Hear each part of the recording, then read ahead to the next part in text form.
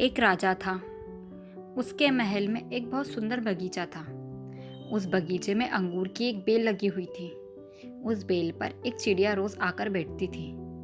चिड़िया अंगूर की बेल से चुन चुनकर मीठे अंगूर खाती थी और खट्टे अंगूरों को नीचे गिरा देती थी। चिड़िया के रोज रोज यह हरकत देखकर उस बगीचे का माली बहुत तंग आ गया था।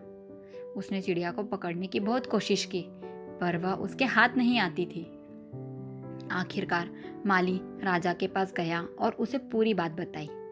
माली की बात सुनकर राजा ने चिड़िया को सबक सिखाने की ठान ली।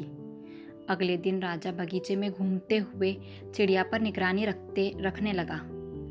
जैसे ही चिड़िया अंगूर खाने आई तो राजा ने उसे पकड़ लिया। वह चिड़िया को दबाकर मारने लगा तो चिड़िया ने कहा, राजन, मुझे मत मारो, मैं इसके बदले आपको ज्ञान की 4 बात बताऊंगी। राजा ने कहा, ठीक है, जल्दी बता। चिड़िया बोली, राजन, पहली बात, हाथ में आए शत्रु को कभी नहीं छोड़ना चाहिए।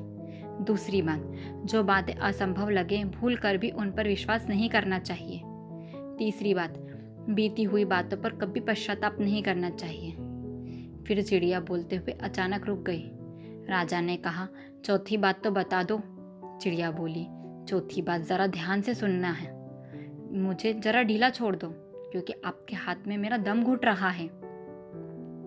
राजा ने अपना हाथ ढीला छोड़ा और चिड़िया एकदम से उड़ गई और पेड़ की डाल पर जाकर बैठ गई और बोली, चौथी बात यही है कि मेरे पेट में 2 हीरे हैं। यह सुनकर राजा को बहुत दुख हुआ। राजा की यह हालत देखकर चिड़िया बोली, राजन, आपने मेरी एक भी बात नहीं मानी। पहली बात, मैं आपकी शत्रु थी, फिर भी आपने मुझे छोड़ दिया। दूसरी बात, मैंने बताया था कि असंभव बातों को भूल कर भी विश्वास नहीं करना चाहिए।